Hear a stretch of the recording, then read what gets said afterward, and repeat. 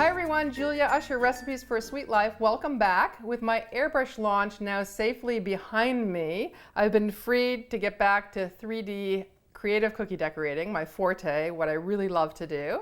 So yay. I thought I'd pick up on a theme I started a while back, which was a tea party theme. It started months ago with a teacup and some teaspoons. If you haven't seen that video, go jump on over to it. But no teacup or teaspoon is really complete without a sugar bowl. So that's what we're going to do today, a very ornate sugar bowl like the one you see here in brown and green. I'll be showing also a slightly different version of that with light green and brown at the end of the video. But I'm going to try to replicate today exactly that one. And we'll see in a future video a teapot that goes with the sugar bowl. So let's start with what cookies we'll need for this project. It's a 14 cookie project, starting with 2 domes that are about 3 inches in diameter. And again, I'll have all the dimensions in the video description. Sometimes I'm not exactly on point talking live to the camera, but all the dimensions in the video description are always accurate.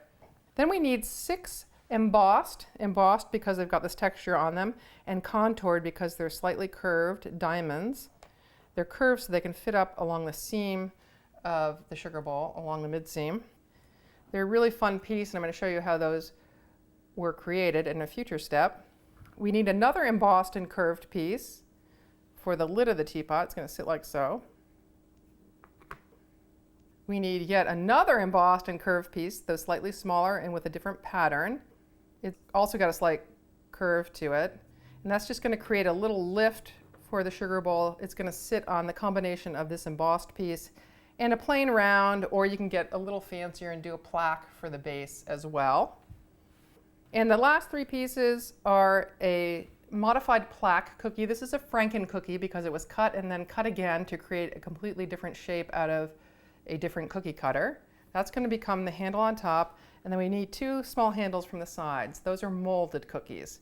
All of these are rather unique pieces with the exception of this cookie here, so I am going to show you how to shape, form, and bake all of them. But before we do that, I want to talk a little bit more about another new exciting development. I was asked by YouTube and Teespring to beta test a new store, which you can find directly under all of my videos on my channel. And that store allows me to bring you fun Julia and other merchandise. Right now I've got some Julia t-shirts, like this one. It says more is more on the back. I've got another one that says live sweetly, which is my favorite catchphrase. And I've got some fun mugs to go along. Right now I'm just beta testing it, so I encourage you to check it out. I'd love to hear your feedback. Please email me, sweetlife@juliausher.com, with any comments you have on that particular store. But I hope you find it fun and just a little extra tidbit for you. Now let's move on to the non-cookie things that will be needed for this project. Got a number of molds here because this is a fairly complex project, but the good news is I'm taking you step by step through every aspect of molding and shaping and covering every part of this cookie. So even if you're a beginner, you ought to be able to do it if you follow along and just allow yourself enough time. So the first thing you need is a mini cake pan. This is a 3-inch diameter cake pan roughly, and I use this to mold the dough that forms both the top and bottom hemispheres of the sugar bowl. You'll also need an assortment of round cutters for cutting out the dough before it's draped on such forms like these. And because when I'm designing projects, I never really know what size I'm going to need in advance. It's always a trial and error process. I do rely really heavily on these Atico multi-cutter sets because I have a bunch of graduated sizes, and if one doesn't work, I can just pick out the next biggest or smallest one. So I've got a collection of those. The exact cutters, though, that I use for this project and their dimensions will be in the video description. Other molds, I'm working with the Wilton Baroque mold to create the small handles on either side of it. So this small little arc and the corresponding mirror image are going to be used to create these 2 side pieces. Likewise, for the embossed curved piece on top, I'm going to start by texturing the dough with this SugarVeil mat, normally used for cake lace, but we're going to use dough in it. Then I'm going to cut around it with one of these cutters, I think a 2 7/8 inch one. And then to get the contour, it will be lifted onto a 3 or 4 inch dome like so, and then baked in the oven, but I will show that. For the diamonds, I'm using yet another brand of mat. I just love these from First Impressions. They're very detailed. We'll be selecting out the diamonds here. This is going to involve a 2-part baking and shaping process. They're first going to be baked, then popped out of the molds, trimmed up. They'll cool flat. Then we're going to reheat them until the dough becomes soft again, and then shape them in a little more curvy way so they fit up against the sides of the domes that we previously baked. We need a small plaque cutter again. The source for this will be in the video description. This is going to be cut down to an even smaller shape for the handle on top. Oh, and back to the First Impressions mat. I told you I loved it so much. I'm also going to be selecting out this medallion here. And again, this is going to be another two-part baking process, much like the diamonds. And then I'm going to lay it in between these silicone molds and just kind of gently press it so it gives it a nice contour and a little bit of a bend for the base of the cookie. So those are all the molds and cutters and things. We also need a few other pre-made embellishments to decorate the sides. Some simple round royal icing transfers. I'm going to just use plain moss green ones like I did on this. On the green version you see floating around, I've used some white ones that have been pearlized with PMA Pearl Luster Spray, so they're a little bit shiny. We also need 2 sets of roses, 1 or 2 big ones piped with a 101 tip to straddle the handle on top and keep it in place, and then 6 small ones piped with a 101S tip to go in between the diamonds on the body. They were originally piped plain and then jazzed up with a combination of cocoa powder to accentuate the centers and a little bit of gold luster dust extended with alcohol on the edges just to highlight the edges of the petals. So they're going to go from plain to somewhat dressed up to give them a little bit more dimension.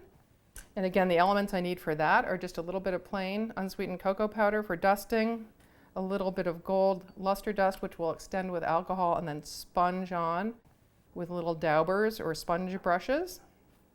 And then lastly, we need some gold luster spray, some PME spray, to finish all the cookies that won't be iced. And namely, those are the 2 handles, the little curved disc on the base, the diamonds, and also the curved top that forms the lid of the sugar bowl. So those are all the other things. We're going to be throwing in some icing and cream, moss green, and possibly white along the way. So don't be surprised if you see some royal icing entering the picture. Of course, brown also for dipping the globes. Let's move on to the next step, which is showing how to cut and shape all the interesting pieces. Let's start first with the dome. We need 2 of these to sandwich together to form the body. And it needs to fit over a 3-inch diameter cake pan. So I need to roll the dough a little bit bigger than 3 inches. Actually, probably quite a lot bigger, but let's see. So I'm rolling out to my usual thickness between 3/16 of an inch thick to 1/8 of an inch thick for contoured pieces, flouring the surface well and using my ruler to make sure I can easily detach the dough from the rolling mat because we're going to have to lift it onto the dome later. I'm using the back of my cookie cutter container actually to cut this big enough to fit over the dome, and I'll have the exact dimensions of that piece in the video description. And because I nicely floured the surface, it easily lifts off without distorting, and I'm just going to drape it over the dome and gently press it into place. Now we don't want it too long because as it expands a bit in the oven, it will run into the edge of the cake pan and a lip will form, a foot will form, if you will, on the base of the dough. So I'm trimming back about 1/4 of an inch, and then into the oven it goes for my usual baking time. As soon as it comes out of the oven and you can handle it, I use a mitt because you want to do this very quickly, is I run a paring knife under the edge of the baked dough and I just make sure this is freely rotating, and then I allow it to cool mostly down on the dome. If I were to pop it off right away and allow it to cool, it could collapse, but if you don't put the paring knife under it and make sure it's rotating, it can also cool and stick on the dome. But once it's off, it'll look something like this. So now let's move on to this flat frankencookied piece. So I'm actually rolling this piece a little thinner than usual, maybe 1/8 of an inch thick. That's because I want to ice it from both sides so the whole project views well all the way around, and we don't want the handle super chunky. So when frankencooking, I first cut the basic shape. This is about 3 inches long, but I know I only wanted it about 2 inches long. The exact dimensions will be in the video description.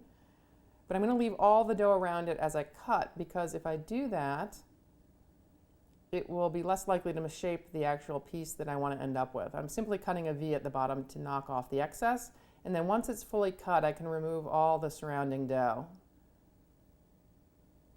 And of course you'd fit as many as you can onto the silicone baking mat, pop it into the oven, and bake its usual time. Now for the purely molded pieces, like these small handles for the sides, you just want to make sure you pack the dough as close to the top surface of the mold as possible so there's not a lot of overflow. That way you'll have less to trim off later once it's baked. And of course make sure you do both a right and a left-handed handle. There are mirror images in this Baroque mold from Wilton, and I'll have the source of the mold in the video description, of course. Now this would go into the oven. I like to put it on the back of a silpat so it just doesn't slide around, and bake as it normally would until these were lightly browned. I sometimes bake these a little bit darker than usual so they're really firm because they are going to be standing up on the cookie uniced and I don't want them to get too soft too fast. So once they're baked, as soon as they come out of the oven, I invert them and they pop right out because this is silicone. They won't pop out right now because the dough is soft and sticky, but as soon as they come out of the oven, I pop them out. I don't move them around too much, and they will look something like this. And let them cool down completely. And then if you notice any extra overflow, this is the time I like to kind of chip it off, and I just do that with a tip of a paring knife to really clean that edge up so it looks nice and neat in the final construction. And there's a little bit on the inside here we want to get, and also here.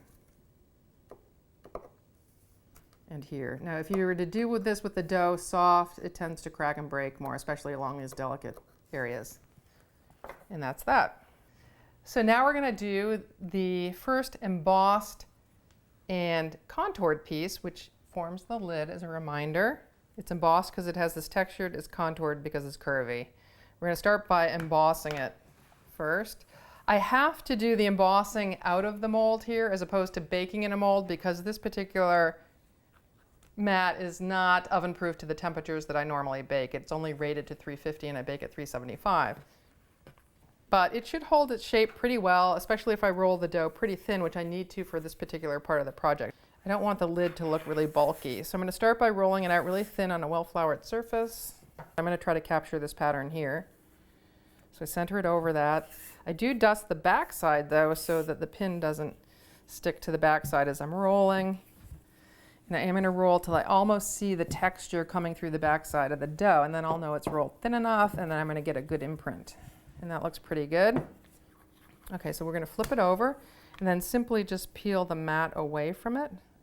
You definitely don't want to tug on the dough or you can distort the shape. So pull on the mat. And as usual, make sure it's freely moving off the work surface because we're going to need to lift it up onto a dome shape later. Here I'm simply centering the cutter over the pattern, looking from overhead to make sure it's perfectly symmetrical. And that's it. Now to give it the lift, we're going to put it on this 2 7/8 inch mold before it's baked. And again, the only reason I didn't bake in that mat is because I really can't. The mat might melt. So we want to drape it carefully here. The downside of this approach is I might get less impression because the dough is free to expand and spread in the oven because it's not in any mold. So it might be less defined than some of the other ones that I am going to bake in the mold and then shape later. That looks good. So now we want to do this embossed and contoured piece for the base. But we're going to bake in the mold this time because I can, because this mold is oven proof. And it's going to start out flat, then we're going to heat it again and give it its shape. And when I can, I always choose to bake in the mold because I get more of a defined impression. So that's why I'm doing a 2-step baking process here. It's going to bake once in the mold and then very briefly secondarily just so it warms up enough to reshape it. So we start as we did with the handles by packing this center medallion, as flush to the top of the mold as possible. And of course we could do 2 if we want. I'm just going to do 1 for video purposes. Now this would then go into the oven like so. One thing I sometimes do mid-baking, if the dough is starting to puff up, mid-baking I'll pop in the oven and I'll just press down really hard on the back of this. That also gives it a nice defined impression and prevents it from being too bubbly on the back, which can be a problem. If I'm putting it against something flat, it'll then rise off of it, and we want it to be as flat as possible on the bottom as well. So once it's baked, I can invert it and pop it out. And it will be flat. We'd let it cool down as we did before and take our paring knife and trim up any areas. This one's really nicely trimmed already. But you'll notice it's very rigid now and I can't shape it, so it needs to go back in the oven until it's soft. For this part of the process, it's just a few minutes until it's soft and malleable and not going to crack. So hopefully it won't be too long. So this is coming hot out of the oven. And this is malleable now, you can see. You want to get it while it's still hot. And we're just going to gently press it between these two molds. Let's see what this is like now that it's cooled down. I cool it down mostly here until it holds its shape without sagging on the countertop, but not completely, because if I keep it in here too long, it'll trap condensation, it'll trap hot air and it'll condense and get a little soft. So you want to catch it after maybe 5-10 minutes, and you'll see that it's now got a nice contour that's going to fit perfectly on our base. And it's sturdy enough that it'll hold its shape without collapsing. Now for the side diamonds, they follow a similar two-step baking process, except that I'm going to shape them along the sides of the domes themselves because they have to cover that seam rather snugly. The first step, of course, is packing the mold as we did before. This step is exactly the same as what I just did for the base, trying to pack it as flush to the surface of the mold as possible. This piece might have a little more trimming involved because the edge is a little more convoluted. So once it bakes, it cools down and you trim it. That's step one. Then we're going to put it back in the oven to warm just long enough that it's malleable. Here it is coming out of the oven warm, and now I'm shaping it. I'm pressing both horizontally and vertically so it really fits the contour along the edge of the dome. And of course we want to repeat this process 5 more times for all of the diamonds, just holding it there long enough that it holds its shape, maybe 1 or 2 minutes, and then you can release it. And now you'll see it's got a nice shape. It's not only curved this way, but it's also got a little bit of a curve going that way. That completes all of our fun and unusual pieces. We're going to move on now to how we would cover the domes using a dipping process. Besides the domes, the only other pieces that get iced for this cookie are the flat base and the handle, and we're going to do those in brown, but there's simple outlining and flooding, so I'm not going to show you that. I am going to show you, however, the unique process of coating a contoured cookie. The first thing I want to do when these come out of the oven is they've got a pretty ragged edge. I'm going to be filing them down before I dip and also after I dip so that we've got a nice tight fit. And to file, you can use sanding paper like so if you're not going to be eating the product, but if you are, then you want to use a food grade tool like a microplaner. And this is a lot more tedious, this process, but you would just go back and forth, back and forth, back and forth until you got this filed down nice and flat.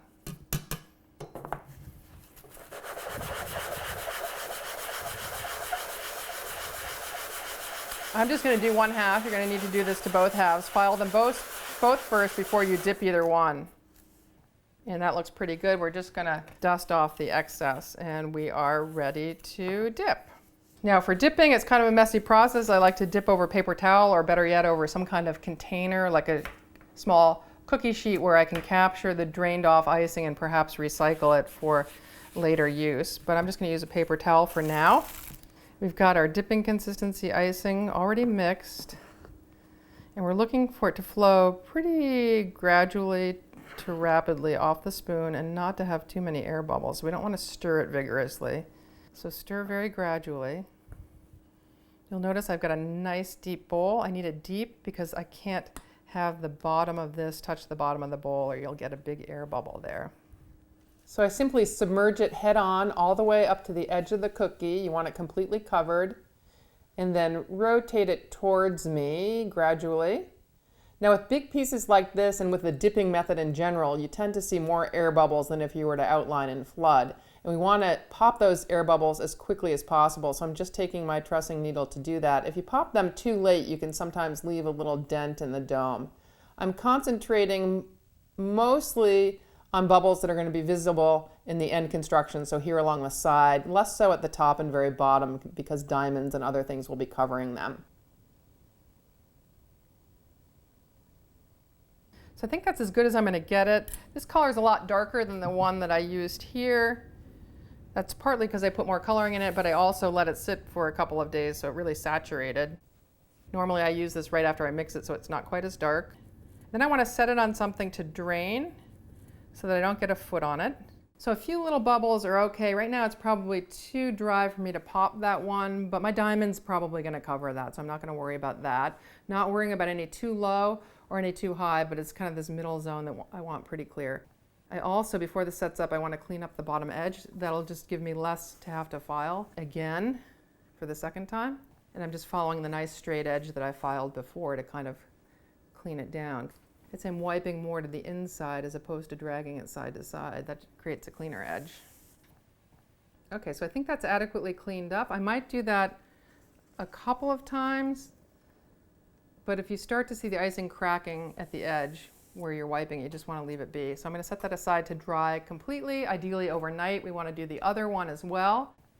While those are drying, we're going to go ahead and treat the parts that are uniced on this cookie, namely all the embossed and contoured pieces, with luster dust or gold spray. And tomorrow we'll come back 8 hours from now and start assembling these pieces. So now we're ready to treat, by that I mean spraying or sponging or dusting, some of the elements that are going to go on top of the orbs. While they're drying, we're going to be doing this. And we've got royal icing roses that need to be dusted and sponged. I'm going to start with those. In addition, we've got a number of cookie elements that are largely going to be sprayed, with one exception. The diamonds, which we contoured earlier, are going to be sprayed and then sponged to give them kind of a dual kind of gold look about them. So they've got a different underlying gold layer deep in the recesses, which is sprayed in, and then these brighter highlights on top. By contrast, I'm just going to straight spray all the other pieces, including the base piece. You'll see it's just one homogeneous gold color. That's just because it was sprayed. We're also going to do the lid. This has got some transfers on it already. It's already been sprayed. And the two handles. But let's get back to that rose. I've got a whole nother video about how to make royal icing roses. This was piped with just an ivory colored icing. And it looks a little bit flat, so I want to give it a little bit more texture and interest, and also cause the color, which is somewhat light, to marry more with the dark brown hues on the body. So I'm going to highlight with cocoa, because it's going to give it a browner hue, and also highlight the interior of the petal. We're going to do that first, and then we're going to give it a few little gold highlights on the edges to tie it into the gold that we're using on the cookies. So by dusting, I'm using a dry on dry process, taking dry cocoa powder, dry brush, and putting on a dry royal icing rose, and it's just going to give it some subtle texture variation in the middle. Now the next step is highlighting the edges with gold, and for that I use a small dauber tool, which you see here, and edible gold luster powder extended with a little bit of vodka just to make a milky-like consistency. And we're going to sponge that on at a 90-degree angle to the edge of the petal, just to highlight the edge of the petal. I don't want much gold on the center of the rose in this particular application. So that finishes it off nicely with a little bit of luster and a little bit of shadow in the center of the rose. Now you want to do at least one big one, possibly two, before straddling the handle at the top. You also want to do 6 smaller ones. These were done with a 101S tip. They're going to go in between the diamonds on the sides. I've already done a bunch of them, and you can see here's what they look like finished, here's what they look like to start. So quite a different look about them. Now to spray the cookie parts, I'm using PME Gold Luster Spray because it evaporates really quickly. Make sure to elevate the bigger cookie pieces. That makes it easier to get around the sides of them. And also shake the spray very well to start, and of course cover your work surface. I often work under a hood because the spray goes everywhere. So now that things are sprayed, there are a few finishing details on all of these little pieces that I want to do before we start the assembly process. So let's start first with the lid.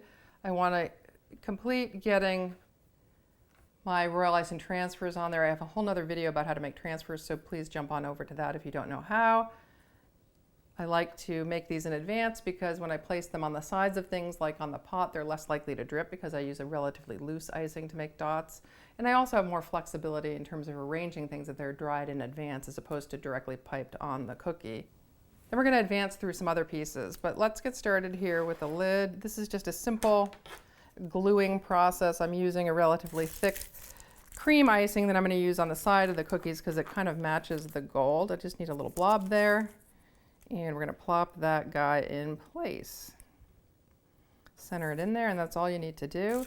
If you had wanted to, you could have sprayed these beads with a PME pearl sheen to give them a little more luster, but I'm going to leave them flat because all the bases I've done, I've left them flat on. You could also additionally pipe little dots in that interior ring if you wanted to, but I'm going to leave that as it is, as complete. We're going to move on over to the diamonds. As I mentioned earlier, they're a two-tone process. They're first sprayed, and then they're treated with luster dust, sponged on, to give some highlights. And so now that that underlying gold spray is done, we are just going to extend this luster dust again with a little bit of alcohol. Same stuff we used before. The alcohol evaporates rather quickly, so you just need to rehydrate it occasionally. Again, same process as for the roses. I'm sponging at a 90-degree angle to the cookie. I'm, however, not sponging very hard because I don't want this gold going deep into the recesses. I want to make sure I end up with a two-tone look. Moving on to the base, remember this is the little lift for the base. I just sprayed it, and that's all I'm going to do on the top of it. But on the bottom, I did reinforce it with a little brown icing because it's not an iced cookie on the top. There is some possibility that humidity may affect that, and under the weight of the domes, it may collapse over time. So this is just added reinforcement underneath. I'm just going to talk through how I then put the bases together, show you a few different options, and also an option for decorating the handle. And then we'll move on to assembly. So for the bases, the first thing to note, we had a flat cookie. You can start with a round, you could start with a plaque of different shapes. In all cases, I sprayed them first with the PME gold spray, so the edge looks gold as well. Then simply outlined and flooded with brown. In this case, I laid this dome, stuck it down with a little bit of this same glue, and then just glued little beads all the way around. This may be the one I'm going to use, but there are other possibilities as well. This one has basically the same centerpiece, but I used a small plaque cutter and I did a little bit of line and dot work using outlining consistency and then beadwork consistency here. And here's a slightly bigger base even still, which might be slightly too big for these sugar bowls, but gives you another design possibility. And then lastly, for the handle, again, sprayed on the sides. You can also ice the back of it if you want. On this particular one, I haven't. I just iced the front with brown and then did a little line work and bead work along the edges. I do a very similar handle in my teapot video, so if you want to jump on over there to see that blow by blow, you can.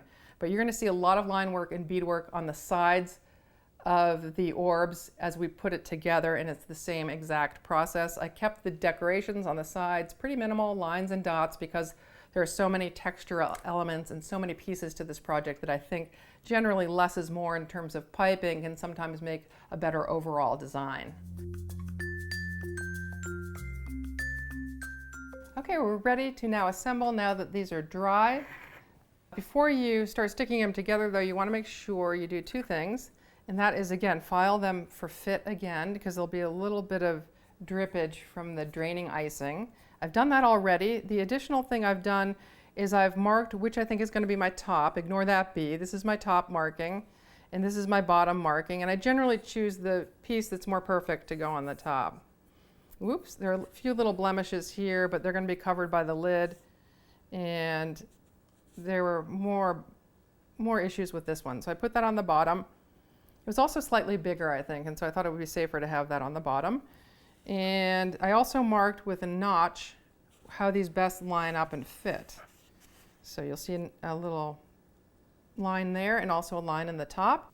And once I put them like so, they fit really nicely together. As you'll notice, the bottom one is a little bit bigger, but I think it's going to be easier to fit the diamonds on it with a slightly bigger piece on the bottom. So to glue these pieces together, I'm going to use a thick royal icing glue, and I'm using brown so it matches the dome itself. It'll be less likely to show. And the thicker the icing it is, the faster it'll dry. So that's why I'm using this consistency. I want to be able to move on to decorating pretty quickly. Remember, of course, to match up those notches that indicate the front on both halves, and then simply set them on top of each other. Now I'm going to fill in that seam with more brown icing glue, That'll just make it appear more seamless. Use a clean finger or a paintbrush to level it as you go. And it's a good idea to hold the dome with paper towel as well, as I'm doing at the top here, just so you don't leave fingerprints. I've got a few blemishes, bubbles on the sides of the dome towards the seam, but I'm not too worried about them because I'm going to be covering those with diamonds later. Once you're done filling the whole seam, brush off any excess icing. Now we're going to lift it up to keep it stable while we continue decorating. And I've simply put it into a cookie cutter lined with bubble wrap so I don't scratch the icing on the bottom. Marked my front on my cookie cutter as well, so I always know where it is. Now for the next step, which is putting on the diamonds, I like to work from the biggest elements to the smallest. I need to have it at eye level, so I've lifted it up on a styrofoam. And now I'm simply gluing on those diamonds we textured before, placing them slightly above the seam. I'm using an ivory icing here because it matches the gold a bit better, but you could probably use brown as well. That way you wouldn't see any icing behind these pieces if looking at it from overhead, for instance. But I'm going to proceed with this cream icing. And between each of the diamonds, I'm placing one of the small roses we prepared and just proceeding to glue on the remaining diamonds and roses. We need 6 of each. Now, one thing that's important to do is to work front to back, but do so side to side. That way, when you come around to the back, if there's any mismatch or ill-fitting areas, most of that will appear in the back, and most of those adjustments can be done from the back side. So your front will always look perfect. Once it's largely placed and the icing is still wet, you have some time to adjust pieces. So give it a look, rotate it around, and make sure things are where you want them before you set it aside to dry. I'm also marking the dead center from the top. That helps me make sure that everything is symmetrical, because the placement of these diamonds is what assures that the rest of the design we're going to apply looks symmetrical. Once I've got that center marked, I can stick down the lid. And again, you want to look at it from all angles to make sure it's evenly spaced relative to the diamonds and symmetrical from all views. That looks pretty darn good. So now we're going to move on to the next step. I am going to use brown here because if any pops out, it's going to be less likely to show. And that step is adding the green royal icing transfers. Again, I have a whole nother video that talks about how to make those, so please check that out. If any brown icing should pop out from behind the transfers, do make sure to clean it up. You can easily do that with a trussing needle. This one, though, looks pretty darn clean. And as you place them, make sure they're lined up relative to the one next to it, meaning that they're roughly the same height. And again, take a look at it from all angles, make sure it's symmetric, and then we're ready to move on to the next step. Okay, I'm just fine-tuning this last dot and scraping a little excess brown icing out from behind of it, and I think that looks perfect. If I rotate it around from all angles, it looks reasonably level. Again, it's not perfect because every piece has a little imperfection to it and it all kind of compounds. So by the end, we're just trying to make the most uniform looking piece we can.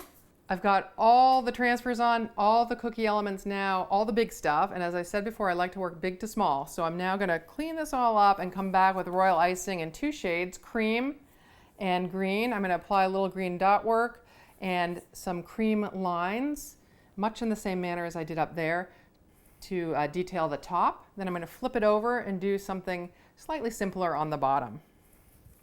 So for beadwork, I use icing of beadwork consistency naturally. Please refer to the recipe in my video description for all of my consistency adjustments.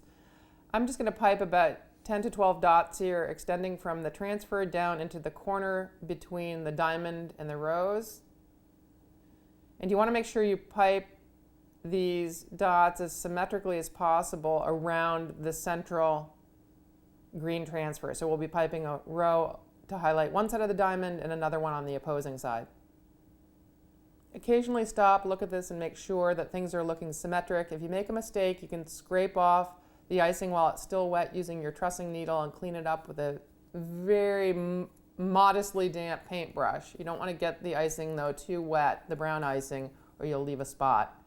Now I'm working with icing of outlining consistency, the cream color, and I'm just going to do some vertical lines extending from underneath the lid. I'm trying to tuck the start of the line in underneath the lid so the starting point is less noticeable, and stopping just short of the green transfer. We'll cover those end pieces the ending points, I should say, with more dots later. Now I'm going to bisect the area here and draw or pipe, I should say, 2 lines emanating from the center and extending into the corner, again, right between the diamond and the rose. It should meet that little row of green dots. Now I have a slight break in the right line, which I want to correct, and again, I would lift that with a trussing needle now while the cream icing is still wet. Clean it up if I need to with a slightly damp brush or even a dry brush, and then repipe it. Hi everybody, I've been piping away. As you know, I started by piping a series of green dots and cream lines on the top, and once those dried, I let that dry maybe an hour. I flipped the whole piece over, and you'll see it's resting on the lid here, not on any of the piped work, because we want to be careful not to disrupt any piping we've already done. And I flipped it over so that I could address the bottom, and I started by laying the big transfers and then piping little green dots.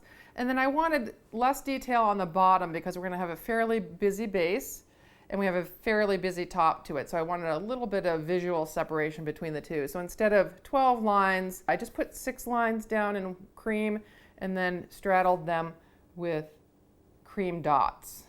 And I am just going to finish out the dots on this half of the line. So I piped the line first and then piped the dots up against it, allowing a little bit of drying time in between. And then I'm going to finish out the little trio of dots at the bottom of each of these green bits. And then since this is pretty dry up here, we should be able to flip it over immediately. I did that part a few hours ago. Once again, I'm using loose beadwork consistency icing for the dots, piping as vertical or perpendicular to the surface as possible to ensure a nice round shape. Now, you might see a little bit of mess underneath the roses where all these things connect, but don't worry about it. I'm going to be piping some leaves there later when it's in the vertical position, and this is going to be viewed from the top, of course, so some of that stuff is really nestled underneath and won't be so visible. Lastly, just want to complete these trios of dots underneath the green transfers, and make sure, again, when you place those green transfers that they line up from top to bottom so that the whole piece, when it's upright, looks very uniform and symmetric. This top zone here is not connected. I did that on purpose. I didn't want a big mound of icing here at the starting point because this is going to be the bottom and we want it to sit relatively flat. The more icing there is there, the more difficult it's going to be to secure to the base later. I did start piping these lines by first marking the center point, though, of the top of the dome to make sure that these lines are all relatively symmetric around the center. So that's my center mark. So with this now completely dry, I'm ready to flip it over and begin the assembly process. So I've got another little cutter set up with bubble wrap in it. We want the bubble wrap here because we don't want to chip any of this icing on the bottom. And the best place to pick this up from is from these diamonds. They're going to be the most secure and the things that are least likely to rub off. My front now is here, and I've marked the front of this cutter here, so I'm going to rotate it forward and try to get my front lined up with the front marking here so I don't lose track of what I thought my front would be. We may adjust that once I get it vertical.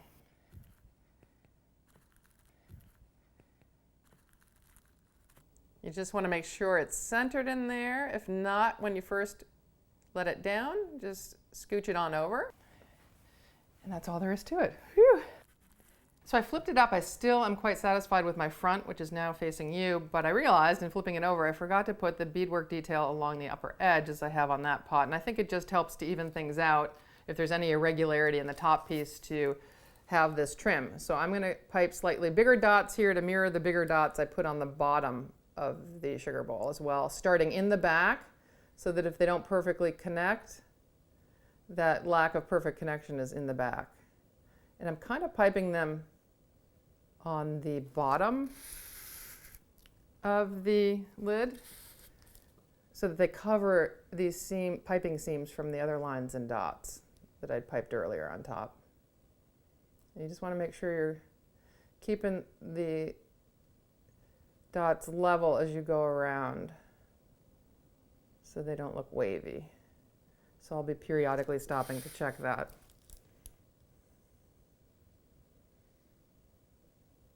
Getting close to the last dot. Again, do rotate this and check the dots periodically to make sure they're going down level. You can always remove dots and replace them if any are out of place while the icing is still wet. Even after it's dry, but it's easier to do it when it's wet.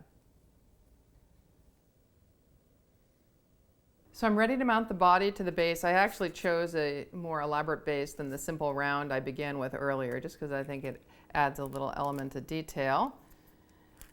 I've also chosen my center and front to align with the front that's facing me on my main piece. You want to make sure that everything looks symmetrical, primarily from the front, of course from all views, but this is going to primarily be viewed from one angle in most cases. Now to mount it, it's hard to attach naked cookie, uniced cookie like this embossed piece, to iced cookie without a little something in between. So I find that it helps to nest a little bit of fondant here at the base. It also gives the dome something to kind of settle into. So I'm just pumping a bunch of thick icing glue into that hole, which I had there for some reason. The hole isn't necessary, but it does provide a little space for that piece to rest.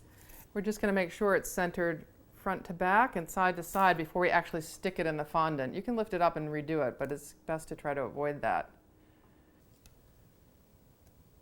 Now once you've got the dome centered on the base, it's safe to go ahead and prop it into place. Any props will do. I'm just using dragé containers. I'm placing them against the diamonds so they don't disrupt any piping. Now if the piece is leaning at this point, as mine is, don't worry. You can adjust leaning problems simply by moving the props around while the icing and fondant are still wet. So you want to do this early on before anything sets.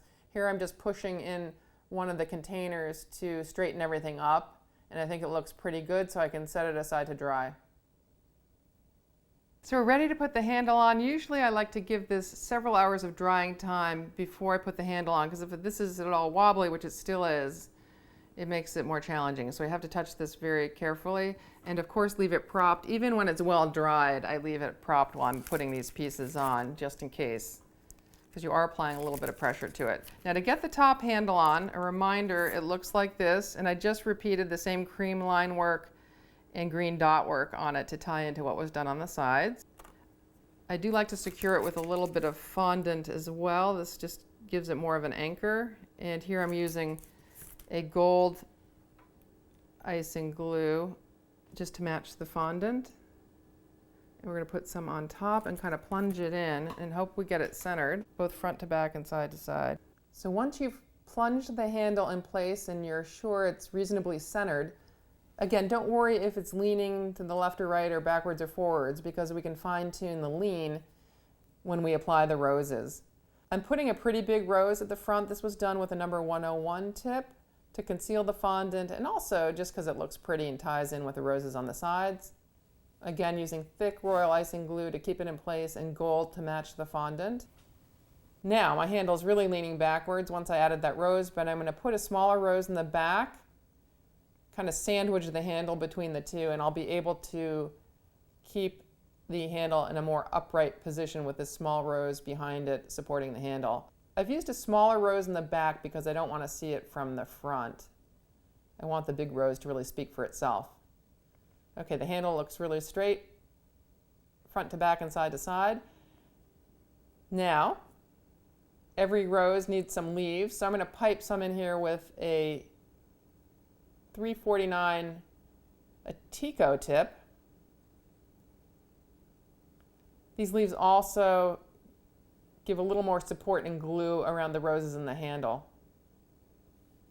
Of course, we don't want to see that fondant blob, so I now have a Wilton number 349 tip in here, which is smaller than the Atico tip.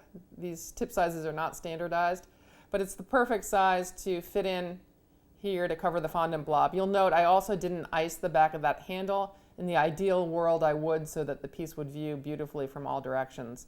Taking that same Wilton 349 tip, I'm just going to insert a few little leaves in and around the rose to hide the piping seams that we created with the lines and the dots.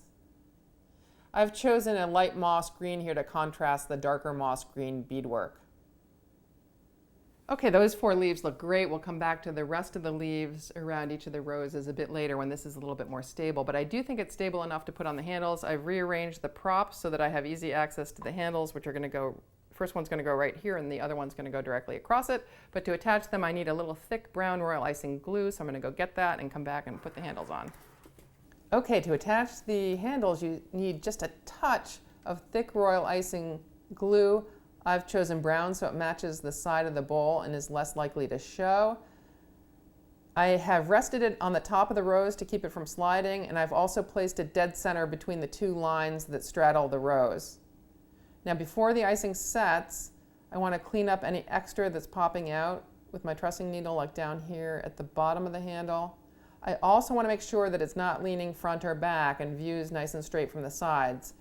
And to make those adjustments, again, I can just push it forward ever so slightly or as needed with my trussing needle. Now I'm moving the props around so I have access to the other side, and I'm just going to repeat the same process with the mirror image handle.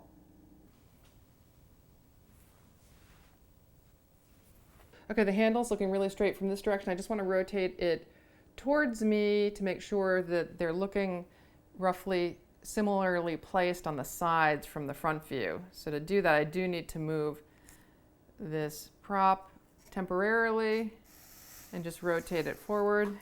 Looking at it, there might be slightly more space here, but I think it's looking pretty darn good, so I'm just going to leave it. Now when it's completely dry, I'll come in and fill in all the roses all the way around, but I do want to put the props up against it and dry it a good 8 hours overnight, and then I can more confidently pipe on this without it shaking. And I'll do a better piping job that way if this is more secure. But at the end of the day, it's going to look identical to the one up there, with the exception of the fact that I did slightly less detail on the bottom than the one up top.